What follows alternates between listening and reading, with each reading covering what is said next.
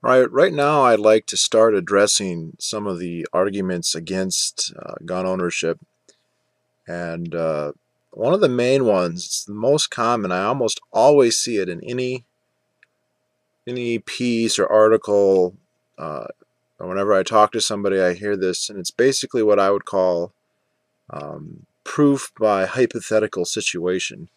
And what I mean by that is somebody will claim that, well, we shouldn't allow guns, or we shouldn't allow this type of gun, or whatever. And the proof that this is the case, or the reasoning that they'll use, is that they will describe a situation where it's plausible the law would have prevented a crime. So um, they'll say we should, we shouldn't allow people to own handguns because if you own a handgun, you could take that handgun and you could go and you could kill a whole bunch of kids. Um, or we shouldn't allow people to own 50 caliber rifles because hypothetically you could take a 50 caliber rifle and you could shoot at an airplane, and it's possible that you could even cause a plane to crash doing that. And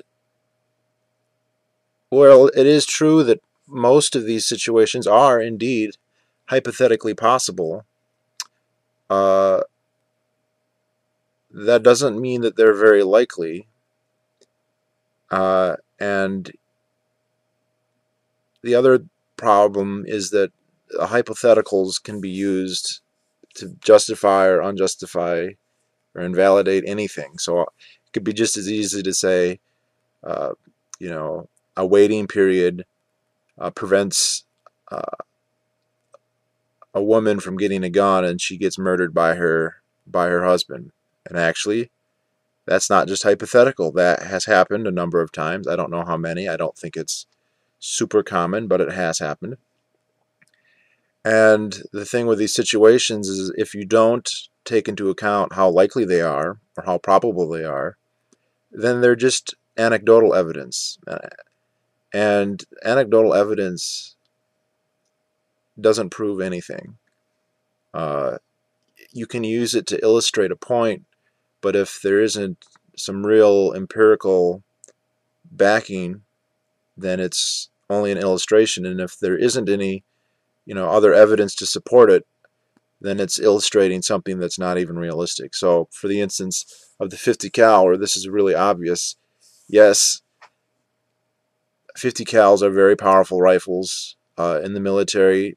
They have been used to shoot down planes in World War II. Many fighter planes were armed with 50 caliber machine guns, and they shot down other planes. Um, but no 50 caliber has ever been used in a crime in the United States that there's a record of. Never. Certainly one has never been used to shoot down a plane or even attempt to shoot down a plane. And even if somebody just decided to try, uh, it's not very likely, especially with a 747 or any big jumbo jet like that. Uh, they can usually manage to take more damage than a 50 cal could possibly give. Basically, statistically, as far as we can tell, the odds that the 50 cal would ever shoot down a plane are practically zero. And yet, I've seen the Brady campaign many times cite that's a reason we should ban them. And hypothetically, it could. I mean, I can't say that it can't happen, but it probably never will. And I see this every time states liberalize right to carry laws. I know in my state, uh, they transitioned from a may issue to a shall issue in the year 2000. And of course, all the newspapers, they'd have stories from the editors, but also from police chiefs saying, well, now, if two people get in a car accident, they're just going to kill each other. And then probably they'll just start killing everybody, all the bystanders, too. Um, and hypothetically, like guns, a handgun wouldn't know not to do that. Uh, you can pull a trigger you could get mad. It is possible that this could happen, but given the incentives, given the fact that doing that, in addition to risking your own life because someone else might kill you, a cop might kill you, even if you didn't die, uh, you would be charged with multiple homicides and severely punished. And so, even though it is physically possible that this could happen, uh, it never does. I mean, in my state, we've had concealed carry has been a shall issue now for more than a decade. There are hundreds of thousands of people who do it, and this has never happened. And of course, you hear the same thing whenever they talk about extending concealed carry to campuses. Oh, the students will get drunk or they'll get a bad grade on a test, and then they will kill everyone. Right now, even without right to carry on campus, there's nothing that can stop them from doing that.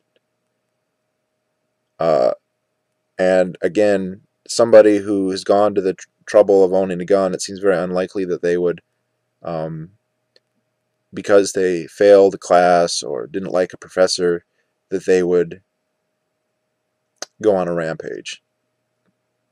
It is possible, but the likelihood is, I mean, literally, if I said 1 in a million, it wouldn't be figurative. It would actually be, I'd be giving it too many.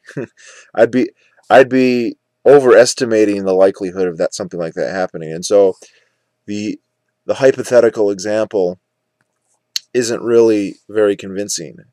And the fact is that this makes up a majority of the argumentation. And the other problem with this line of reasoning is you can't just deny somebody their liberties, and not just in gun rights, but in anything generally, on the basis that it's hypothetically possible they might take advantage. I mean, just today, I tried to return a DVD to Walmart, and they said that they couldn't take it because it's possible I just copied it, and the RCAA would be upset about that. That's ridiculous.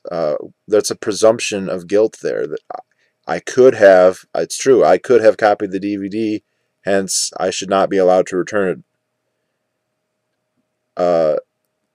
That goes against all the best traditions of our jurisprudence. You have to be convicted of a crime to be punished, or to be prohibited from doing something. To be prohibited from owning a gun because it is hypothetically possible that you could go on a rampage is beyond the pale. And this is especially true when there isn't really a utilitarian argument that allowing you to own such a gun is going to have any negative effects on society generally. And you can't say, well, since it's hypothetically possible you do something bad, that's a negative effect. No, that's a hypothetically possible negative effect. But if it's unlikely, and in many cases like almost impossible or totally implausible, it shouldn't be taken seriously. So always be on the lookout. I mean, I see it all the time with concealed carry, with assault weapons ban. I mean, now with these extended magazines, is it hypothetically possible? Yes, obviously it's and obviously it happened. That's the I don't remember the last time though that it happened, and so there are millions of extended magazines held by millions of people probably, and apparently one in those millions was used in a mass shooting. So yeah, hypothetically it is possible, but let's be realistic here, people.